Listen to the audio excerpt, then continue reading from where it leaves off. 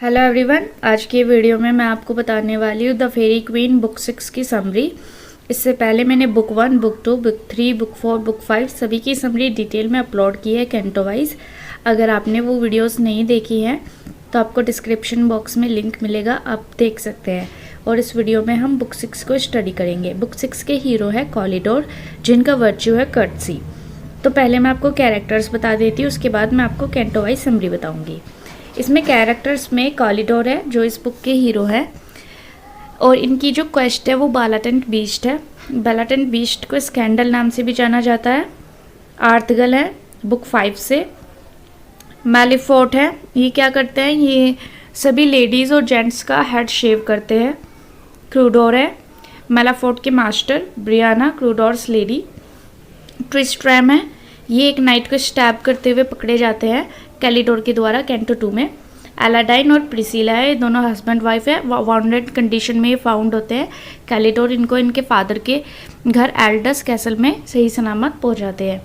कैलापाइन और सरीना है, ये दोनों भी हस्बैंड वाइफ है, और ये इनको मिलते हैं कॉलिडोर को रास्ते में। मेटल डी है, कैलापाइन इनको एक बेबी देता है। आर्थर है, आर्थर ये सभी बुक्स में से हैं और इसमें ये टर्पाइन को मारते हैं। टीमियस आर्थर से स्क्वायर। 3 हैक्स है, डैस पैटो डिकैटो डिफैटो, ठीक है। ब्लैंडीना है जो टर्पाइन की वाइफ है। मीराबेला है, ये एक लेडी है जिसको जो है असॉल्ट किया जाता है डिस्टेन और स्कॉन के द्वारा, और ये दोनों कौन है, ये दोनों दो क्रिएचर्स हैं। एनियस है, ये कॉलिडोर को मिलते हैं कैंटो 8 में। पेस्ट्रोला है अ चार्मिंग लेडी। कॉरिडॉन है, ये राइवल है कैलिडोर का। Colin Clout a famous musician, Pastorella के जो फॉस्टर फादर है यानी कि सौतेले पिता है। मेलिबो है, ये ब्रिगेंड्स के द्वारा मार दिए जाते हैं। बेलामोर और क्लैरिबल है, ये दोनों बायोलॉजिकल पेरेंट्स हैं पेस्ट्रोला के।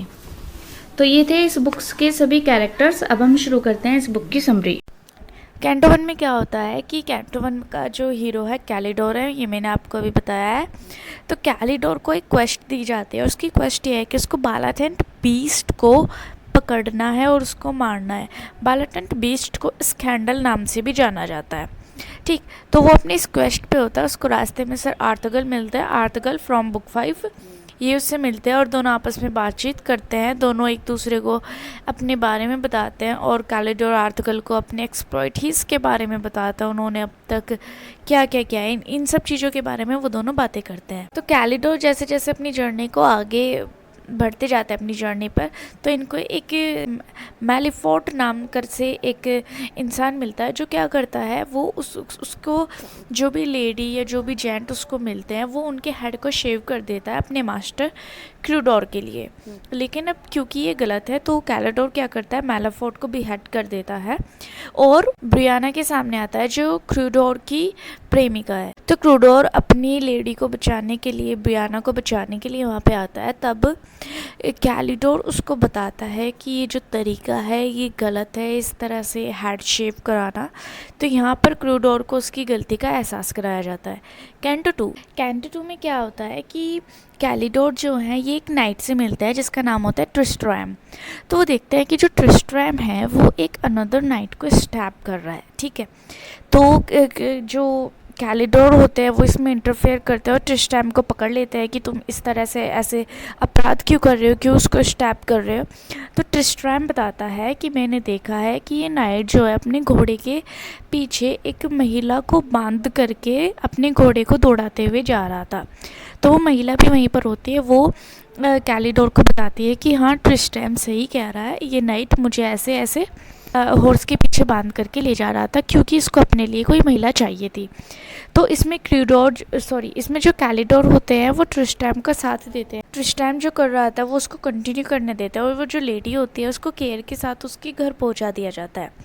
तो अब कैलिडोर जो है वो आगे बढ़ रहे होते हैं, तो आगे उनको एक नाइट और मिलता है जिसका नाम होता है एलाडाइन और उसकी लेडी होती है प्रिसिलिया। तो ये दोनों वांडेड कंडीशन में कैलिडोर को फाउंड होते हैं। तो कैलिडोर इनकी हेल्प करता है, वो एलाडाइन के घर पर इन दोनों को छोड़ देते हैं सही सलामत। और अलादीन के फादर का जो कैसल है उसका नाम है एल्डस कैसल। कैंटो 3 में एलाडाइन और प्रिसिला ये दोनों एल्डस कैसल में आ जाते हैं, जहाँ पे इन दोनों की हालत जो है गंभीर होती है, लेकिन धीरे धीरे इनमें रिकवरी शुरू हो जाती है, ठीक है।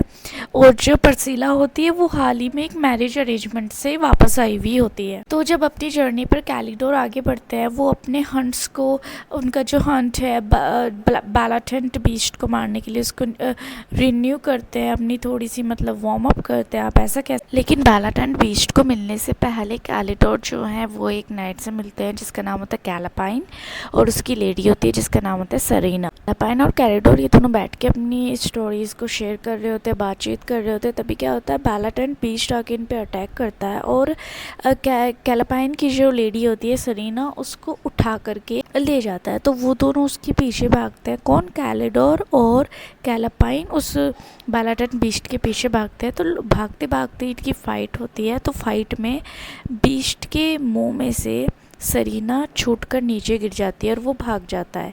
तो कैलापाइन जो है वो तो अपनी लेडी के पास रुक जाता है उसको देखने के लिए, और जो कैलिडोर होता है वो जो बीस्ट होता है उसके पीछे भागता जाता है। तो कैलापाइन की लेडी जहाँ पे गिरती है वहाँ पे होता है टर्पाइन का कैसल। टर्पाइन को इन्हें मैं आपको याद दिला दूँ, टर्पाइन बुक 5 में भी थे, ठीक है।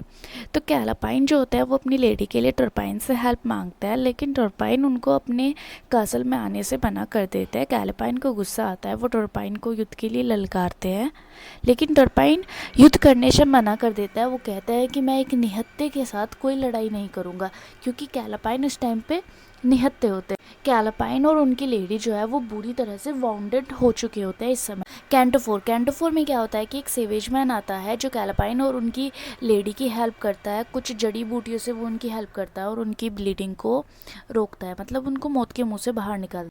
तो जब सरीना रेस्ट कर रही होती तब कैलापाइन जो है फॉरेस्ट में चहलकदमी कर रहे होता है और वो देखते हैं कि एक बियर है जो एक छोटे बच्चे को खाने वाला है। तो क्या करता है कैलापाइन, वो उस बियर से उस बच्चे को बचाते हैं।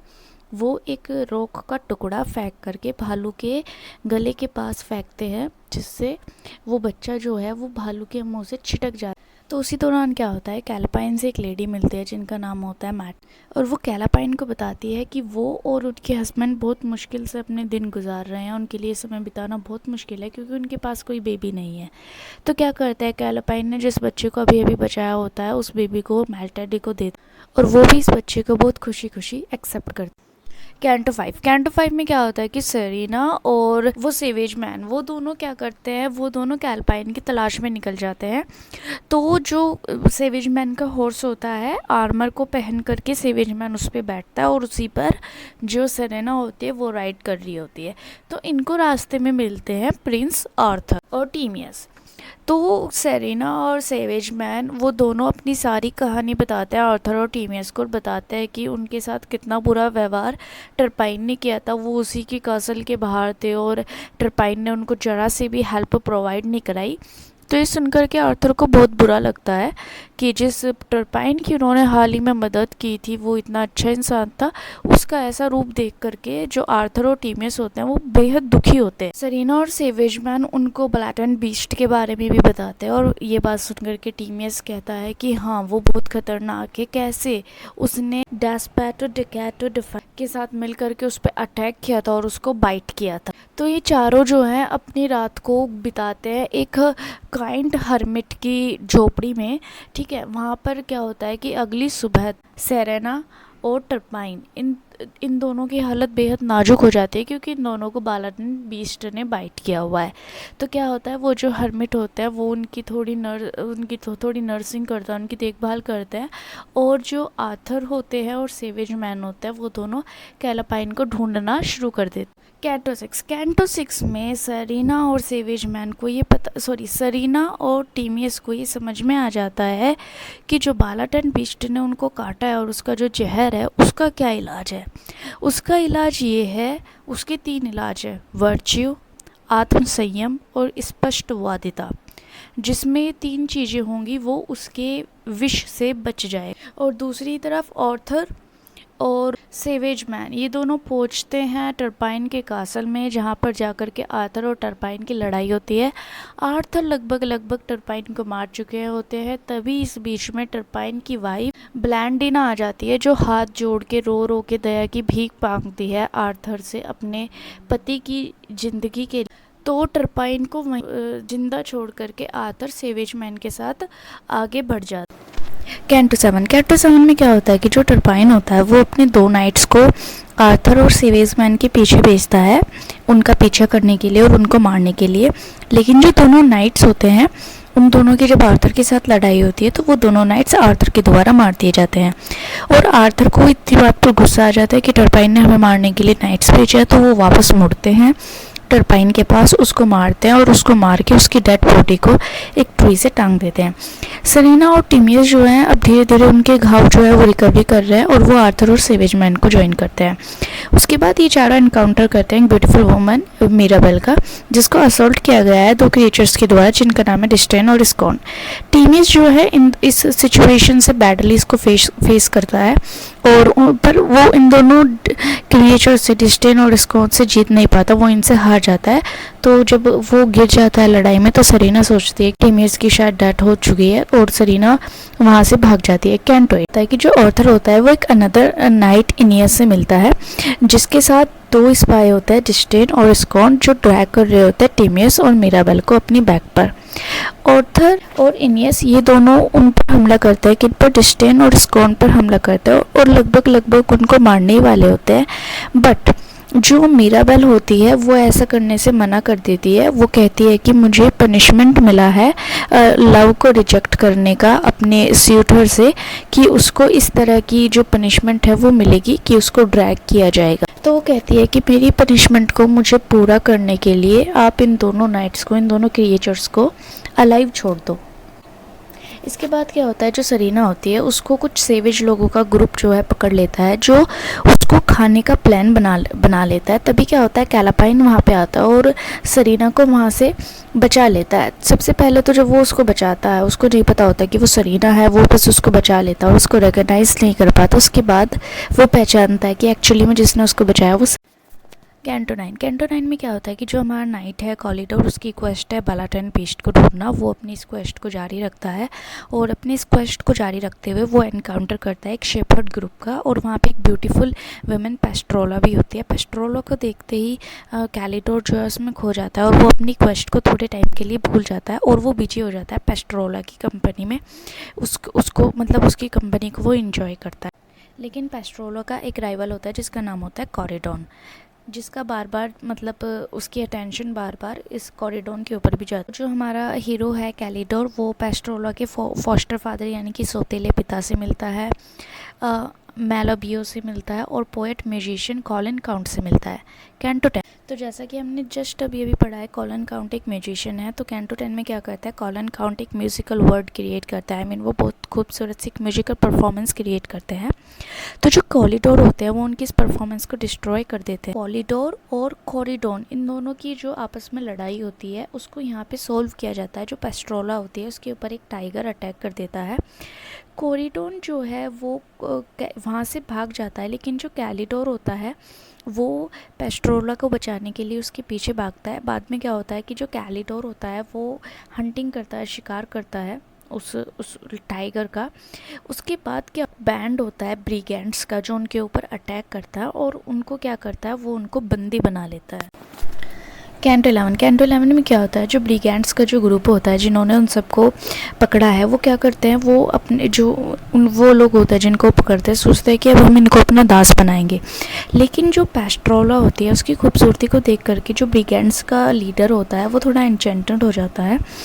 तो जो कैप्टिव्स होते हैं और मतलब जिनको पकड़ा है और जो ब्रिगेंड्स होते हैं उन दोनों की फ़ाइट होती है। इस फाइट में क्या होता है, मेलिबियो की डेथ हो जाती है, कॉरिडोन बच जाता है। तभी क्या होता है, कॉरिडोन जो है ये देखता है कि उनका जो शेफर्ड कैंप है वो पूरी तरह से रुइन हो चुका है और कॉरिडोन अराइव करता है कैलिडोर के पास और उसको बताता है कि हर कोई मर चुका है। तब कैलिडोर उस ब्रिगेंड्स के ग्रुप के पास जाता है और उन सबका वध कर देता है, उन सबको मार देता है। ठीक है, तो इस जीत पर जो है कैलिडोर की ये बहुत बड़ी जीत होती है और इस पर ये इनको बहुत खुशी मिलती है क्योंकि पेस्ट्रोला जो होती है वो पर्टिकुलरली अलाइव। कैंटो 12 में ये होता है कि कैलिडोर और पेस्ट्रोला ये दोनों बालामोर के कासल में पहुंचते हैं। बालामोर और क्लैरिबल के कैसल में पहुंचते हैं। बालामोर और क्लैरिबल जो हैं वो पेस्ट्रोला के बायोलॉजिकल फादर पेरेंट्स होते हैं। और यहाँ पर क्या होता है, फाइनली कैलिडोर को कौन मिलता है, ब्लैटेंट बीस्ट मिलता है जो उसकी क्वेस्ट होता है। तो कैलिडोर क्या करता है, इसके मुंह को बंद करके इसको डिफीट करता है।